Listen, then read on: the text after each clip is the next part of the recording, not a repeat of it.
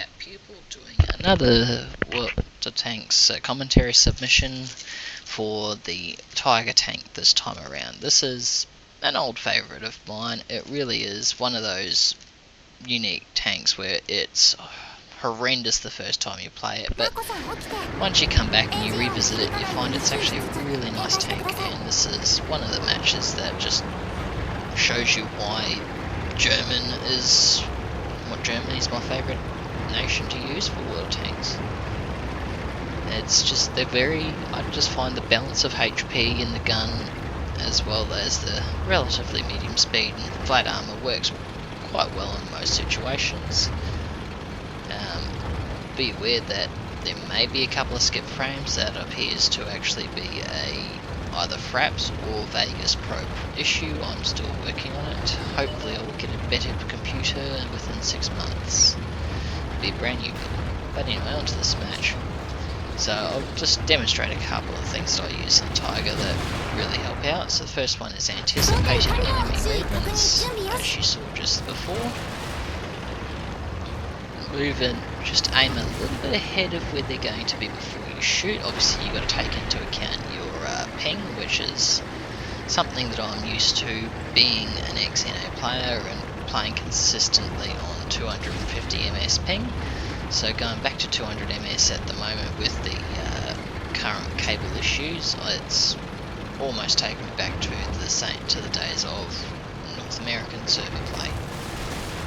So the other thing that I'll show you guys too is actually something that I don't see a lot of in Southeast Asia, but I used to see quite a bit of and was unable to counter back in the days of NA, was how to deal with the situation that's about to come up ahead.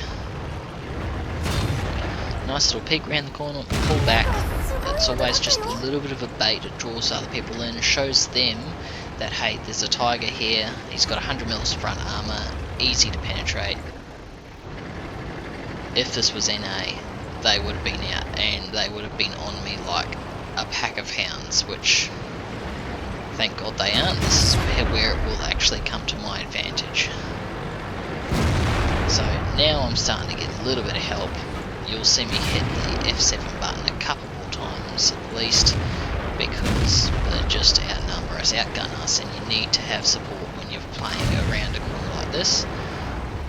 Now, best thing I like to do is just let them take the first shot and then jump out when they are reloading. And obviously with this many tanks it's hard to read who's shooting what, especially with the smoke effects.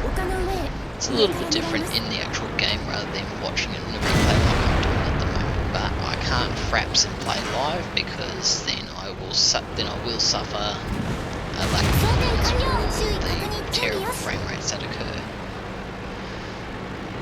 So other than that, there's also the other factors too, that on the side here I've been actually watching Mythbusters while playing this game. I was a little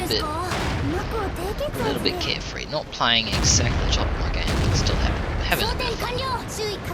So obviously the reason why I'm pulling back, the reason why I'm doing this baiting is just drawing them out slowly, chipping their HP down. This will work when you see on the minimap that I've got our reinforcements coming, which makes it a lot easier for them to come in and polish off the damage that we've started doing. This technique really should only be done in pubs if you're doing anything coordinate with any kind of teamwork and coordination. You'd normally have to time shooting and prioritise one target. Not so big a deal in the pub battles, like the random battles. It's just nice to be able to sit back, pop a few shots off, have some fun. This game, of course, is not without me making mistakes. I am quite enjoying my brand new keyboard that I picked up today as well. It's a Logitech G19, upgraded from the Razer Lycosa. Finally threw the old faithful keyboard out and traded it for a little bit more advanced technology. So I've been watching Mythbusters on the little LCD while playing here. Helps chew the time between reload speeds. So once I've seen and I analysed that, you know, there's 3 tanks left, this is when the game changes. This is when I can see that we've got 4 more tanks and they've got 3, now 2. It's time to push. You need to. I find that having at least one person making the aggressive push actually usually gets the allied team to come with you. Usually, this is Southeast Asia, so you still can't expect anything.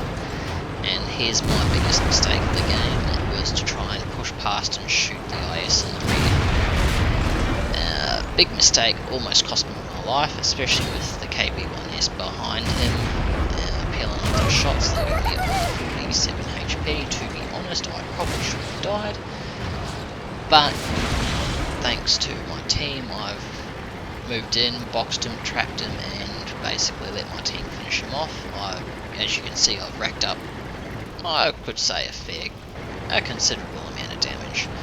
You know, I was happy with that amount of damage as it is. It's nice to basically pocket a little bit of money on the side, which I actually don't make that much. I will show you the battle efficiency after this. But basically, the other thing I forgot to mention is, obviously with all of my mods that I've been using, I am using a custom XVM display. However, I'd have XVM switched off when I do the replay reviews, and that's purely because if I change from the Water Tanks launcher, not the launcher, the Water Tanks application, you never get it back without doing a system restore, and so I just leave it as it is. Using the Girls on Panzer mod with a couple of extra UIs. Didn't like Jimbos after a while, it got a bit boring, so I swapped out. Have to try and find the link for you guys again for that one, but if I do relocate it, I'll put it in the description. So just show you a quick inspection of the frontal damage I took, frontal holes, and I shall catch you guys later.